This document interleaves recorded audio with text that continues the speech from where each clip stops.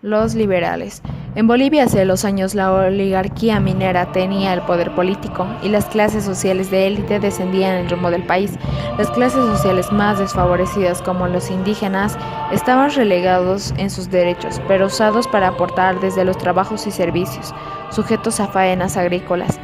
El Partido Liberal ingresó, como ya se había estudiado, en la Guerra Civil con el apoyo de los indígenas a la cabeza de Pablo Zárate Huilca, que tiempo después fue traicionado por los mismos liberales, fue acusado, arrestado y asesinado. El presidente quería detener las rebeliones indígenas. No tuvo éxito, ya que los indígenas continuaron las rebeliones en diferentes lugares. En el gobierno de José Manuel Pando, 1899 a 1904, la idea principal que tenía Pando era realizar un censo en toda la población. Con la gran cantidad de dinero que recibían por las exportaciones de estaño, goma y cobre, se pudieron realizar obras que iban a favor del pueblo. Se reinició la construcción de ferrocarriles. En 1903 llegaron los primeros autobuses que transportaban a las personas de un lado al otro. Las personas se tuvieron que acostumbrar a la modernidad. Se crearon las primeras escuelas y este hecho apoyó al derecho a la educación, lo cual no benefició a los indígenas, ya que solo podían ingresar hijos de autoridades o de personas importantes. Nicolás Suárez, 1851 a 1940. Quiso explotar el caucho, por lo que en menos de 20 años logró controlar la producción de los bolivianos. Más de 2.000 empleados explotaban la goma en el territorio de Ribera Alta, Villavella y Guayara Merino. La Guerra del Acre. Antecedentes. Nicolás Suárez quiso explotar el caucho, por lo que en menos de 20 años logró controlar la producción de los bolivianos. La goma era sacada de un árbol llamado científicamente Sifonia elástica hevea. Bolivia tuvo muchos problemas con Brasil, que querían quedarse con más territorio donde existían árboles de caucho, añadiendo provincias al Amazonas que pertenecerían al Brasil. A consecuencia de eso, Bolivia perdió navegación en el Río de la Plata y Amazonas. La goma tuvo un papel muy importante, ya que ayudaba a la economía del país. Uno de los problemas mayores fue que la goma estuvo saliendo ilegalmente del país. Los límites entre Bolivia con Brasil no estaban bien definidos, y más aún cuando el país acababa de declararse una república, lo que ocasionó que los brasileños quisieran establecerse en la zona de Chiquitos, Santa Cruz. Causas. La goma tuvo que ver con la Guerra del Acre en 1910. En Norteamérica y Europa surge una demanda por la goma como materia prima para las llantas de los primeros automóviles.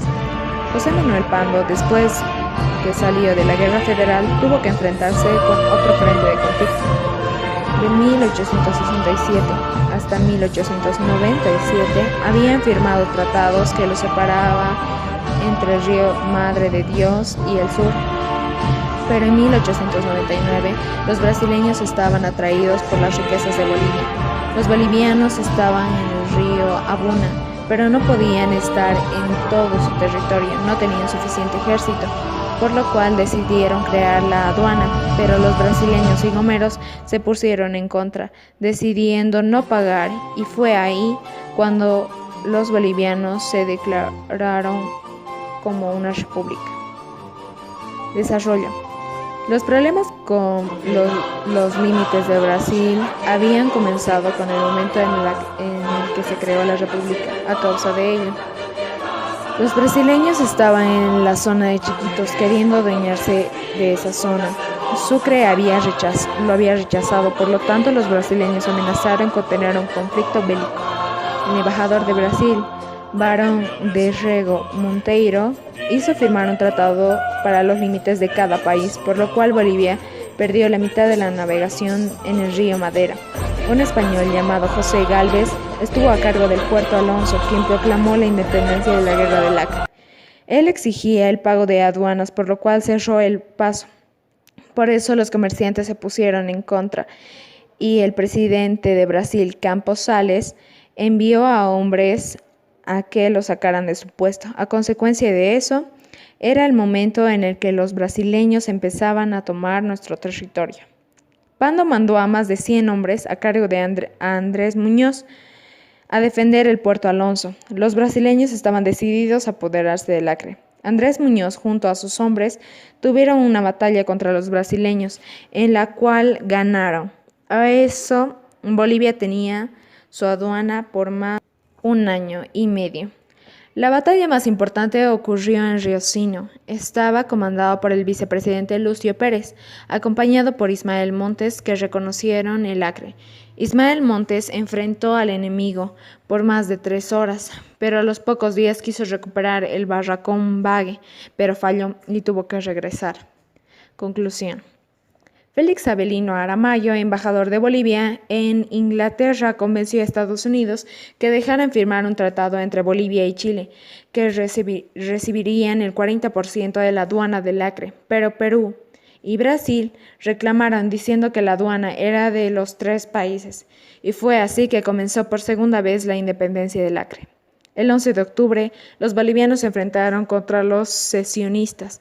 La flecha del indígena Bruno Racua quemó parte del enemigo, lo que daba ventaja a los bolivianos. Por eso gran parte de los brasileños se fueron. Dejaron en el campo varios muertos, pero a los pocos días un brasileño llamado Castro tomó el poder y se declaró el presidente del Acre.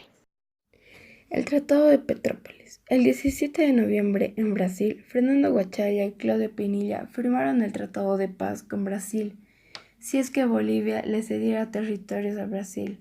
El tratado establecía la fijación de la nueva frontera, la transferencia de territorios. Por parte de Brasil, dar a Bolivia 2 millones de libras esterlinas. Construir un ferrocarril desde el puerto de San Antonio en el río Madeira hasta Guayaramerín.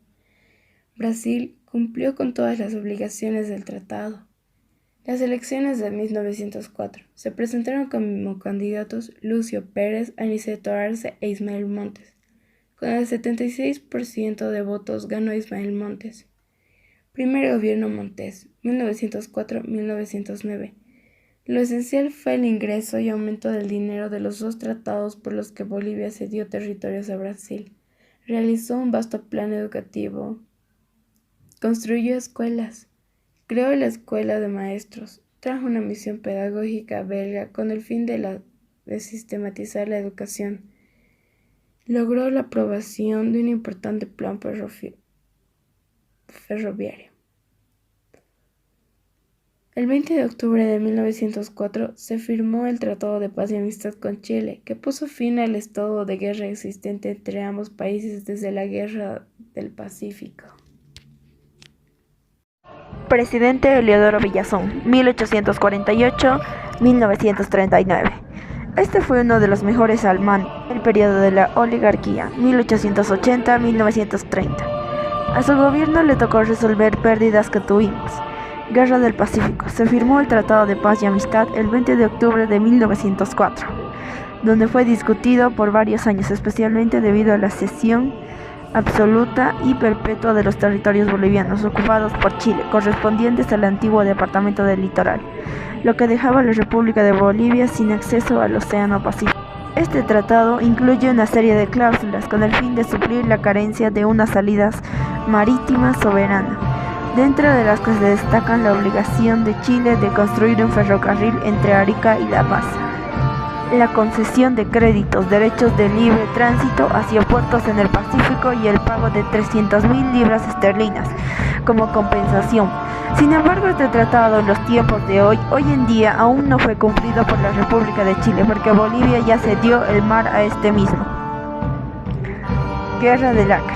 Se firmó el Tratado de Petrópolis el 17 de noviembre de 1903, donde el Brasil pagaría 2 millones de libras esterlinas y un ferrocarril entre Río Madeira y Río Mamoré. Los propios liberales se pusieron a pensar poco después del Tratado de Paz y Amistad. El ministro de Relaciones Exteriores, Daniel Sánchez Bustamante, explicó el memorándum que escribió diciendo que Bolivia tiene derecho a tener una salida al mar, pero Chile y Perú no aceptaron este memorándum. Segundo gobierno de Ismael Montes, 1913-1917. Este volvió a Bolivia para postularse nuevamente a la presidencia de la República. Ganó ampliamente las elecciones presidenciales de 1913 y retornó al poder en el año 1917.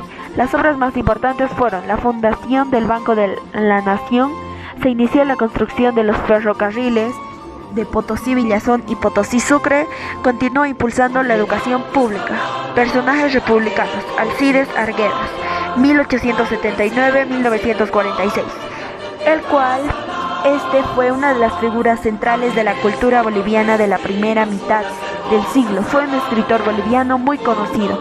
Por ello, su visión del país influyó también en la interpretación extrema sobre Bolivia. La actitud que tuvo no fue tan bien agradable, porque discriminaba a los indios, mestizos y más personas que no eran de su gusto. Franz Tamayo, 1879-1956, conocido como uno de los grandes poetas de Bolivia. Las ideas que tenía confrontaron a las de Arguedas y abrieron un gran debate en el país. Él fue el que creó la pedagogía nacional, en la cual quería que hubiera más educación, y dijo una frase: lo que hay que estudiar no son métodos, trabajo compilatorio, sino el alma de nuestra raza, que es un trabajo de verdadera creación. Es sobre la vida misma que debe operar, y no sobre el papel impreso, y en este sentido es una pedagogía boliviana la que hay que crear, y no plagiar una pedagogía cualquiera. El petróleo ya se conocía como jugo de la tierra desde la época colonial.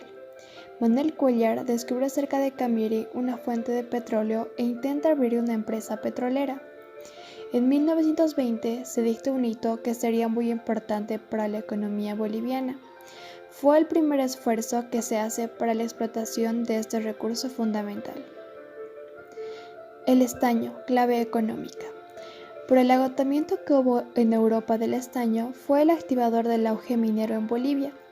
Fue importante para la economía de Bolivia a finales del siglo XIX, en el que se dio el desplome de la plata en Bolivia.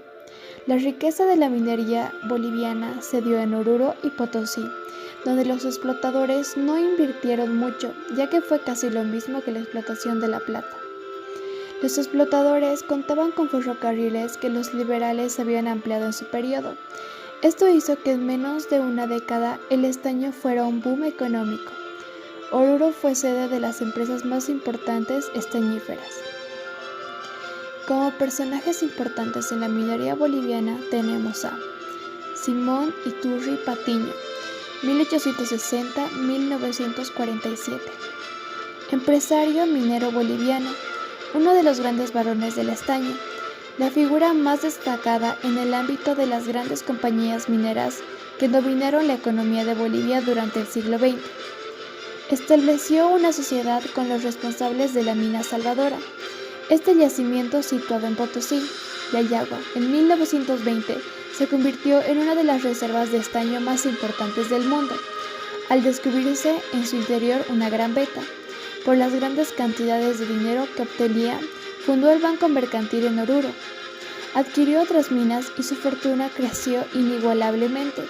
Residió en París y Nueva York, y sus intereses económicos se transnacionalizaron, fijando una empresa en Estados Unidos.